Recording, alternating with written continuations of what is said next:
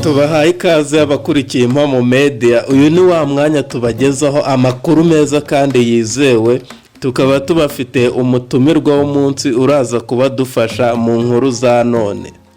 Reka noneho tumwakire atwibwire ndetse anadusuhuza. Yeyo ni Mr Gringo nk'ibisanzwe rero akaba inge ndetse na mugenzi wanjye tugiye kubana muri kiganiro cy'uyu munsi wa none. Mr David, ese ni iki utuzaniye, ese ni iki tugiye kugeza abanyarwanda uyu munsi wa none? Uyu munsi tubazaniye udushya cyangwa ibintu byagiye bibera mu bukwe bwa Killaman bizatuma butibagirana mu mitima y'ababubonye. So guys, uribaza ko ibirera ari ibiki? Ese ni ibiki byabereye muri ubukwe bwa Killaman byabatunguye ndetse bikanabatangaza cyane? Mwatubwira muri comment rero kugira ngo turushe kugenda twungurana ibitekerezo umunsi ku munsi, tugende tubona neza bimwe na bimwe bitagiye bigaragara, dore ko abantu twese tutabona ibintu kimwe. Mutubwire rero muri comment bityo tubashe guhanahana ibitekerezo. Ubukwe bwa Killaman ni ubukwe bwaje kuba bugaragaramo urukundo ruhambaye cyane ku bantu bari muri sinema nyarwanda. Ese wowe Gringo urabona akandi gashya kari muri buriya bukwe ari akahe? Birumvikana buriya bukwe bwari burimo udushya twinshi cyane, ntago agashya kamwe ubwo harimo ibintu byinshi bitangaje. Ubwabyo ndamutse mpereye buryo Killaman yabyinagamo. Killaman yakubise break, turavuga ati cyakoze no wareba size ye, wareba gakote yambaye, wareba buryo ki Dani nanone arimo kumurimbira den wagahita atangira agenda sliding ukuntu, ukabona ni ibintu byiza cyane. Rero ntago ari byonyine, hari n'ibindi byinshi byagiye biba aho bari kumwe na T Brown, no I mean General Bender ari kugenda babyinira mu KBS, mbese ubona abantu bose banezerewe cyane. Rero ibyo nabyo biri muri bimwe mu byatumye ubukwe rwose bubigitangaza ndetse abantu bakabwishimira cyane.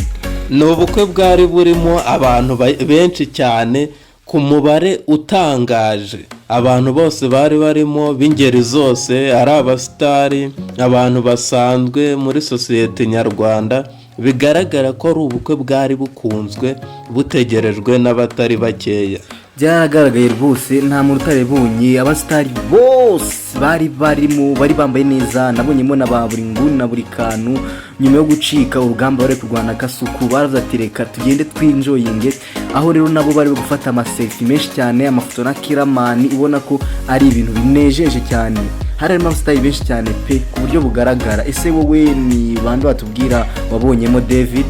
Muri buriya bukwe mbere yuko ngira ikindi kintu mbabwira, haje kuba habamo agashya ku muntu wari unyegereye ntashatse kuvuga aka kanya. yaranyongoreye arambwira ngo buriya Shemsa ubwo yamaze gusezerana nono Killaman, buriya tujya kwishyuza, si ngombwa gutegereza Killaman, nawe tuzajya tumwishyuza. Dore ko bivuga ko Killaman nyine mujye no gutanga ibiceri, hari ukuntu bigenda. Bavuga yuko nyine dahita gutanga ibiceri gutyo just, ahubwo bisa processes akabanza gucekinga what and whatever. Ubwo rero kuba Shemsa rero barabaye umwe, bivuze ngo n'ubundi abantu bagiye kujya baba open, bagende bamwegere nawe bamubaze uko bimeze. Birumvikana Shemsa rero yaje kubaherekezwa n'abakobwa barimo nka Miss Nyambo n'abandi bagiye batandukanye bari babashije kwitabira hariya. Killaman we yari afite parewe bita Fuad ukorera kuri B&B Umwezi. Ego birumvikana rwose, ntago byari ibintu bitanga cyane kuba uwo bita Nyambo yaba ari ruhande rw'uriya mugore wa Killaman Shemsa, kuko nkuko twese tubizi mu Rwanda, sindi wenda ariko badutoje, ariko biragaragara Killaman ni inshuti magara y'uwo bita Nyambo. Dore ko abantu benshi bagiye bahubisa ibintu bitandukanye bavuga ati biki n'ibiki, bumva yuko byaba birenze no kuba ari inshuti cyangwa se bakina amafilme bakora umwuga umwe, wenda kumva ko n'indi yabirenzeho. Rero kuba twamubona muri buriya bukwe asa n'ufite inshingano, asa n'umuntu w'imbere, ntabwo byagitangaza cyane, ahubwo haratangaje kuba twabona atarimo. Ego ni ubukwe bwari bwuje gusabana, ndetse abasaza n'abakecuru bari babujemo, bari bishimye ku rwego ruhambaye. uwari ubahaye ibyishimo, uwabashije kubaha ibyishimo akaba ari uwo bita Chita Magic. niwe muntu wabashije kuba yabaha ibyishimo bidasanzwe nka MC. watubwira ngo ese yabahaye ibyishimo mu buhe buryo, dore ko bamwe na bamwe ushobora gusanga ku kantu twarakarebye tugenda tukarenza amaso tutabanje ugafokasingaho. Ese byari bimeze bite? Kita Magic yakoze iki? Ese yatanze inama, yaganirije urubyiruko, yashimiye bari abana ko bitwaye neza? Ese byagenze bite muri make David? Killaman rero mu bukwe bwe yari yatumiye umu MC nka Kita Magic, aza kuba yanyuzamo twa dushya twe, akanyuzamo kwigana abanyamakuru batandukanye, avuga ko ubukwe buri guca kuri Kiss FM, yigana Uncle Austin, aza kwigana abanyamakuru bo kuri RTV, ndetse yagiye yigana abantu benshi batandukanye ku buryo abasaza batagiye babasha kumureba ku mbuga nkoranyambaga bamubonye aho ngaho bakabasha kunezerwa. Birumvikana burya kugira ikintu kibe cyiza bisaba igiciro cyangwa se ikiguzi. Ibyo byose rero biri mu byatumye buriya bukwe bwose butazibagira ngo twatangiye tubibabwira. Bwari ubukwe bwihariye cyane, bwari ubukwe budasanzwe. Turebye mu myaka yashize buriya bukwe bwose usanga nta bundi bukwe twapfa guhita tubugiranya nabwo, kuko still buracyari mu mitwe y'abantu, baracyabwibazaho. Nyuma y'ubukwe bwa Pamela na The Ben, ubukwe bwa ba Muyango na Kimenyi Yive, ndetse n'ubundi bishi bitandukanye bw'ibyamamare. Gusa n'ubu bukwe bwanditswe ahantu bwose kuko habereyemo ibintu byinshi bidasanzwe. Noneho njyewe ntabwo nzibagirwa ubwo bari bagiye mu murenge mbona Mitsutsu arimo ararura rwose icyo kurya. Byari ibintu bidasanzwe. Kanze mbabwire ngo Mitsutsu yakoze iki cyo gihe. Mitsutsu rero yagize atya afata icyo bita iplato, isahani nini yakuze koko. Byaranangaje cyane, nari nzi yuko urabona ugiye mu kirori hari abantu benshi, none ubukwe nka buriya bw'abimo star n'iki urifata kuko uzi ko imbuga nkoranyambaga zirekereje amaso, bagiye gutatanya ku bya prodinga hose. Ariko yafashe iplata kubita y'ibiryo, arapanga arapakira, mbese ntabwo ugize arenga kuri buri kintu cyose agiye afata nyine ashyiraho, ukabona ko ari umuntu wibohoye bya hatari. Rero byarantunguye cyane, ntabwo nari nzi ko biriya bintu byapfa kubaho, ngendeye ku muco wacu nuko twe ubwacu tubigenze iyo tugeze ahantu hari abantu benshi nka hariya. Ese David, ni cyo kintu kindi cyagutangaje waboneye muri buriya bukwe? Ego, muri buriya bukwe naboneyemo byinshi cyane bitangaje. Killaman yaje kubashimira mukecuru we, amubwira ati warakoze mubyeyi, ndetse arengaho amwambika n'ikamba ryo kumushimira. Mu bukwe bwa Killaman haje kuba hagaragaramo Symphony Band, niyo yacurangiye abantu bose babashije kuba baperforminga mu gitaramo mu bukwe bwe.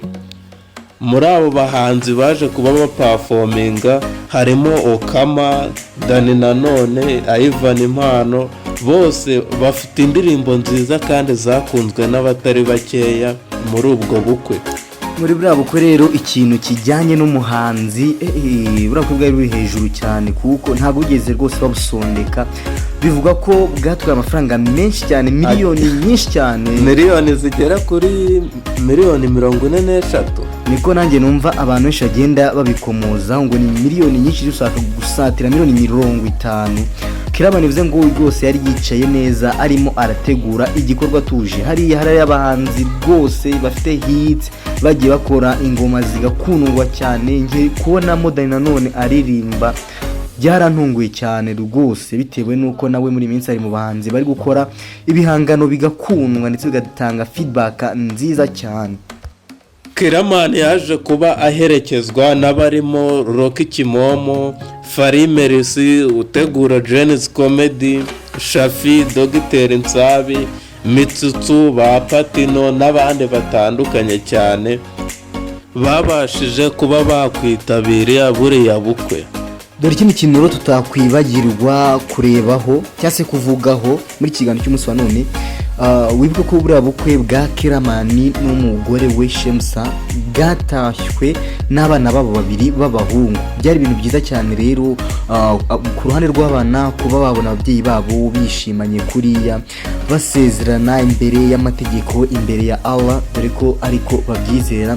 N'ibyo bintu byagaragaye neza cyane. Ubwo rero nkaba nahitana nakurizaho ikibazo nkibaza ngo ese ari ugukora ubukwe wamaze gushaka amafaranga, byashobora kuba urede ubana n'umukunzi cyangwa se n'umugore wawe mukazabukora nyuma, ariko mwariteguye bihagije no kuba mwahitamo bukora wenda mufite ubushobozi runaka, ese ikiza cyaba ikihe? Turafata tugeranye ari gutya Killaman na Shemsa bakoze ubukwe bimeze bafite ubushobozi gusa banabano rede no kuba umuntu ahita abukora wenda niyo bwaba budasamaje cyane. Ese David wowe urabona ikiza ari iki? Ikiza ni ukubanza ukiha umwanya muri buri bintu ugiye gukora, kubera ko Killaman ndetse na Shemsa bamaze imyaka 8 babana, ishobora kuba yari imyaka y'umwitangirizwa kugira bazakore ibintu bizima bifite gahunda nk'ibi birori twabonye. Bivuze ngo urashyigikiye buriya buryo wowe rwose wagira gutya. Hari ibintu barega abanyarwanda kunda kwita gukocora, ukagira gutya ugahita ubana n'uwo wakunze mutiriwe mujya mu by'ubukwe, mutiriwe mujya mu murenge n'iki. Wowe nibyo ushyigikira ikizima nuko nyuma muzakora ubukwe bwiza kandi mufite buri kimwe cyose mwifuza. Niyo mpamvu rero buno bukwe bwa Killaman bwaje kuba bunagaragaza itandukaniro buri muntu wese yakwifuza kubushyigikira. Mu masaha asa nakuze rero nibwo icyamamarekazi DJ Brian gisa naho kinjiye mu kazi, atangira kuhatwika, atangira kumixinga, vanga imiziki. Ibintu byasaga neza cyane, byari biryoshye, dore ko DJ Brian ari umwe mu bakobwa cyangwa abategarugori hano mu Rwanda bakora uriya mwuga kandi bakawukora neza. Byo ni ibintu twese twemeranyaho kuko ari very talented muri uriya mwuga akora. Ngayo nguko rero dore ibintu byagiye biranga ubukwe bwa Killaman. Abenshi bifuje ko buri muntu wese yazajya akora ubukwe nka buriya, bukitabirwa n'ingeri zitandukanye, harimo aburunana, abanyamakuru, abahanzi, abakinnyi ba filimi. Ni ubukwe bwitabiriwe n'abatari bakeya. Mu gihe wakunze ibyo dukora, twakwifuriza kuba wakora subscribe, share na comment kugira n'abandi bajye babasha kubona kuri ibi byiza tukugezaho. Mwakoze kubana natwe, nimugire ibihe byiza.